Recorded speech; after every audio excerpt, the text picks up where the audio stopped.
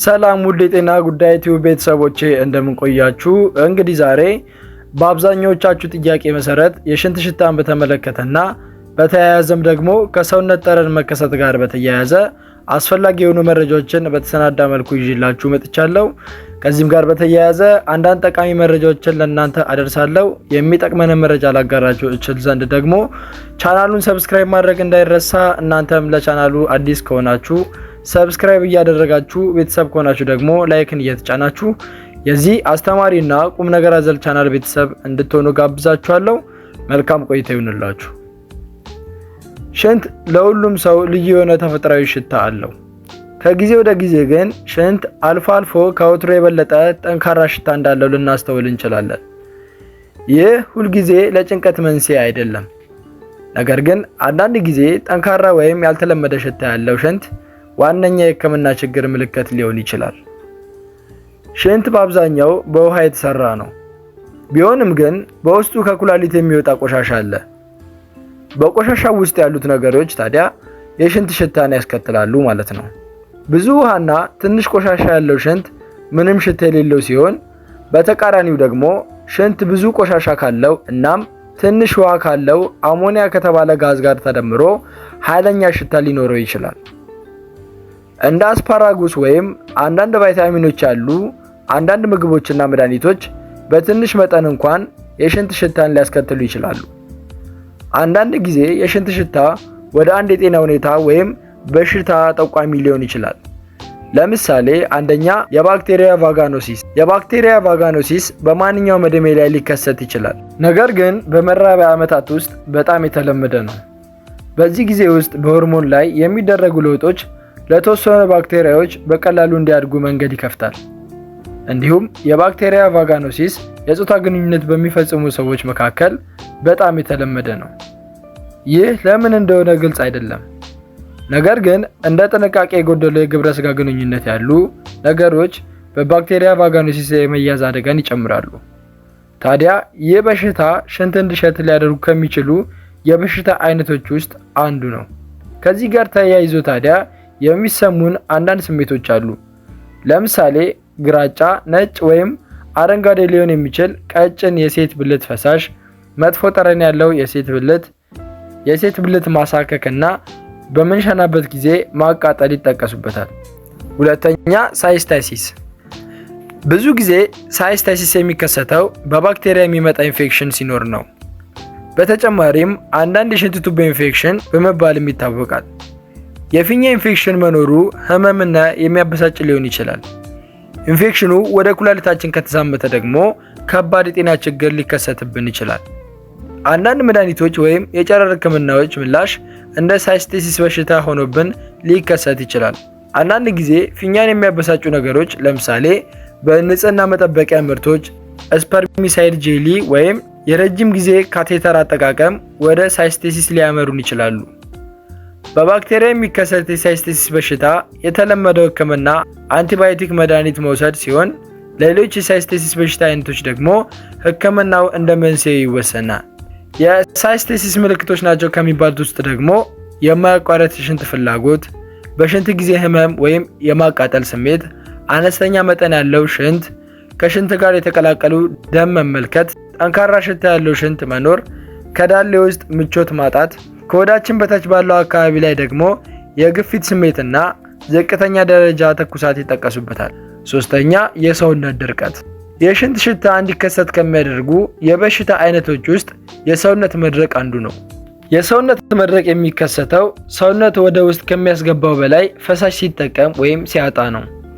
ከዚያም ሰውነት የተለመደው ስራውን ለመስራት በቂ ውሃና ሌሎች ፈሳሾች ስለሌለው የሰውነት መድረቅ ያጋጥመዋል።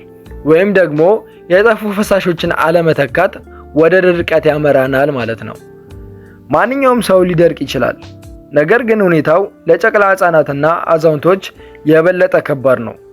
በትናንሽ ህጻናት ውስጥ በጣም የተለመደ የሰውነት ድርቀት መንስኤ ተቅማጥና ማስታወክ ነው። በእድሜ የገፉ ሰዎች ደግሞ በመጀመሪያ በሰውነታቸው ዝቅተኛ የውሃ መጠን አላቸው። እናም በእድሜ የገፉ ሰዎች የሰውነት ድርቀትን የሚጨምሩ እንደ የውሃ እንክብሎች ያሉ የጤና እርዳታዎችን ወይም መድኃኒቶችን ሊወስዱ ይችላሉ። በሞቃታማ የአየር ጠባይ ወቅት በቂ ውሃ በማይጠጣ በማንኛውም ሰው ላይ የሰውነት ድርቀት ሊከሰት ይችላል። ብዙ ፍሳሽ በመጠጣት አብዛኛውን ጊዜ ከመለስተኛ እስከ መካከለኛ ድርቀት መከላከል እንችላለን። ነገር ግን ከባድ የሰውነት ድርቀት ካጋጠመን ወዲያውኑ የሕክምና እርዳታ ያስፈልገናል። አራተኛ የስኳር በሽታ ኬቶ አሲዶሲስ ሲሆን ይህ ደግሞ የስኳር በሽታ ከባድ ችግር ነው። ሰውነት በቂ ኢንሱሊን ማመንጨት ሲያቅተው በሽታው ይከሰታል። ኢንሱሊን ስኳርን በመርዳት ቁልፍ ሚናን ይጫወታል። እንዲሁም ለጡንቻዎችና ለሌሎች ቲሹዎች ዋነኛ የኃይል ምንጭ ሲሆን ወደ ሰውነት ሴሎች እንዲገቡም ያግዛል። ሰውነታችን በቂ ኢንሱሊን ከሌለው ሰውነት ስብን መሰባበር ይጀምራል። ይህ በደም ውስጥ ኬቶንስ ተብሎ የሚጠራውን አሲድ እንዲከማች ያደርገዋል። ሕክምና ካልተደረገለት ደግሞ ወደ የስኳር በሽታ ኬቶ አሲዶሲስ ሊያመራን ይችላል። አምስተኛ የሽንት ቱቦ ኢንፌክሽን በማንኛውም የሽንት ስርዓት ውስጥ ሊከሰት የሚችል የኢንፌክሽን አይነት ነው። የሽንት ስርዓት ኩላሊቶችን፣ አርተራይቶችን እና ፊኛን ያጠቃልላል። ለዚህ ደግሞ ከወንዶች ይልቅ ሴቶች በይበልጥ ለሽንት ቱቦ ኢንፌክሽን የመጋለጥ ዕድላቸው ከፍተኛ ነው። ኢንፌክሽኑ በፊኛ ላይ ብቻ የተወሰነ ከሆነ ህመም ያለውና መጥፎ ሊሆን ይችላል። ነገር ግን የሽንት ቱቦ ኢንፌክሽን ወደ ኩላሊት ከተሰራጨ ከባድ የጤና ችግር ሊያስከትልብን ይችላል ማለት ነው። ምልክቶቹም ደግሞ ቶሎ ቶሎ የሚከሰት የሽንት ፍላጎት፣ በምንሸናበት ጊዜ የማቃጠል ስሜት፣ ደመናማ የሚመስል ሽንት፣ ቀይ፣ ደማቅ ሮዝ ወይም ኮላ ቀለም ያለው የሚመስል ሽንት፣ በሽንት ውስጥ የደም ምልክቶችና ጠንካራ ሽታ ያለው ሽንት ይጠቀሱበታል። የሴት ብልት ህመም በሴቶች ላይ በተለይም በዳሌው መሃልና በአጥንት አካባቢ ዙሪያ ህመም መሰማት ሲሆን በተጨማሪም አንዳንድ ቫይታሚኖችና መድኃኒቶች የሽንት ሽታ እንደሚቀይሩ ይታወቃል። ከነዚህም ውስጥ አንዳንዶች የሚከተሉትን ሊያካትቱ ይችላሉ። ለምሳሌ ቫይታሚን ዲ፣ የቢ ቫይታሚን አይነቶች፣ ሰልፎናሚድ አንቲባዮቲኮች፣ ለስኳር በሽታ የሚታዘዙ የተወሰኑ መድኃኒቶችና የሩማቶይድ አርትራይተስ አንዳንድ መድኃኒቶች ተጠቃሽ ናቸው። ሌላው ደግሞ ከዚሁ ጋር ተያይዞ የሚከሰት የሰውነት ጠረን መቀየር ይከሰታል። የሰውነት ሽታና የሰውነት ጠረን የሚያገናኛቸው ነገር አለ። ምክንያቱም ሁለቱም በሰውነት ቆሻሻ ውጤቶችና በሜታቦሊክ ሂደቶች ላይ ተጽዕኖን ስለሚኖራቸው ማለት ነው። የሽንት መሽተትና የሰውነት መሽተት የጤና ችግር ሁኔታ ምልክት ሊሆን ይችላል። የሰውነት ሽታ ለውጦች ደግሞ የሜታቦሊክ ጉዳዮችን ወይም ሌሎች የጤና ሁኔታዎችን ሊያንጸባርቁ ይችላሉ። እንዲሁም ደግሞ የጉበት ወይም የኩላሊት በሽታ፣ የሜታቦሊክ መዛባቶችና ኢንፌክሽኖች የሰውነት ጠረንን እንዲቀይሩ ሊያደርጉ ይችላሉ። እነዚህ ደግሞ ወደ ላብና ሽንት ያልተለመደ ሽታ ሊያስከትሉ ይችላሉ ማለት ነው። በመሰረቱ የሰውነት ቆሻሻን የማቀነባበርና መርዛማ ንጥረ ነገሮችን የማጣራት ችሎታ በሽንትና በሰውነት ጠረን ውስጥ ወሳኝ ሚናን ይጫወታሉ። እነዚህ ሂደቶች በሚበላሹበት ጊዜ በሁለቱም ላይ የሚታዩ የጠረን ለውጦችን ሊያስከትሉ ይችላሉ። የሽንት ሽታና የሰውነት ሽታ በሴቶች ላይ በተለያዩ ምክንያቶች የሚገናኝበት ሁኔታም አለ። ምክንያቱም የሴት ብልት ኢንፌክሽን፣ የመቆጣጠር ችግርና የሆርሞን ለውጦች በሰውነት ጠረን ለውጥ ላይ እንደ ዋነኛ ምክንያት ይጠቀሳሉ።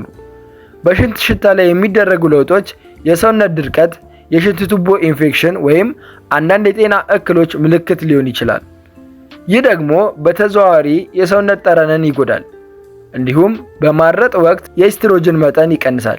ይህም ከዳሌ ወለል ጥንካሬ ላይ ተጽዕኖን ሊያሳድርና ወደ ሽንት መፍሰስ ሊያመራ ይችላል ማለት ነው። ሴቶች በእድሜ እየገፉ ሲሄዱ በማረጥ ወቅት የሆርሞን ለውጦች በዳሌ ወለል ላይ ጥንካሬና ላም ማምረት ላይ ተጽዕኖን ያሳድራሉ። ይህም በሽንትና በሰውነት ጠረን ላይ ለውጥን ያመጣል። እንዲሁም ደግሞ ደካማ የንጽህና አጠባበቅ ለሽንትና ለሰውነት ጠረን አስተዋጽኦ ያደርጋል። ምክንያቱም ባክቴሪያዎች በቆዳ ላይና በሽንት ቱቦ ውስጥ ይበቅላሉ። እነዚህ ባክቴሪያዎች ታዲያ የሽንትና የሰውነት ጠረን መቀየር ላይ አስተዋጽኦን ያደርጋሉ ማለት ነው። ሕክምናውን በተመለከተ ደግሞ ከመጠን በላይ ላብና የሰውነት ጠረን ሕክምናዎች እንደ መንስኤው ይወሰናል። ይህም የጤና እንክብካቤ አቅራቢዎች በአካል ምርመራና በደም ወይም በሽንት ምርመራዎች ላይ በመመርኮዝ የሕክምናውን ሁኔታ የሚያካሂድ ይሆናል። ለምሳሌ ከመጠን በላይ ሽታ ያላቸውን ምግቦች ከአመጋገባችን ውስጥ ለማስወገድ መሞከር ወይም የተወሰኑ ምግቦች የሰውነታችንን ጠረን የሚያባብሱ ከሆነ ትኩረት መስጠት ያስፈልጋል። ከነዚህ የሰውነት ጠረን ምክንያት ናቸው ከሚባሉት የምግብ ግብአቶች ውስጥ ደግሞ ነጭ ሽንኩርት፣ ሽንኩርትና አልኮል ላብ የበለጠ ደስ የማይል ጠረን እንዲኖረው ሊያደርጉ የሚችሉ ጥቂት የምግብ ምሳሌዎች ናቸው። ሌላው ደግሞ የጭንቀታችንን መጠን ለመቀነስ መንገዶችን መፈለግ ይኖርብናል። ውጥረት የአፖክሪን እጢዎች እንዲነቃቁ ሊያደርግ ይችላል። ስለዚህ ራሳችንን ከጭንቀት መጠበቅ ይኖርብናል ማለት ነው።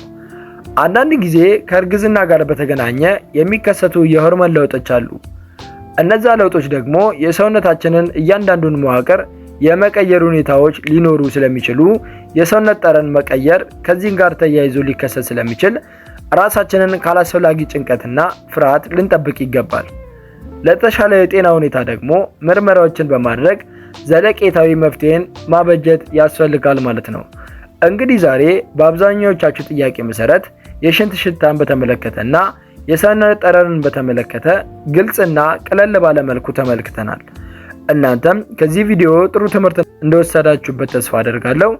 እንግዲህ እናንተም ከተማራችሁበትና ቁም ነገር ካገኛችሁበት በቅንነት ለሌሎች ሼር በማድረግ ቪዲዮ ለሌሎች እንዲደርስ እናድርግ። በተጨማሪም ሌሎች ጠቃሚ የሆኑ የጤና መረጃዎች እንዲደርሷችሁ ሰብስክራይብ እና ላይክ ማድረጋችሁን እንዳትረሱ። ቀጣይ ደግሞ በሌላ የጤና ርዕሰ ጉዳይ እንገናኛለን። መልካም ጊዜ ይሁንላችሁ።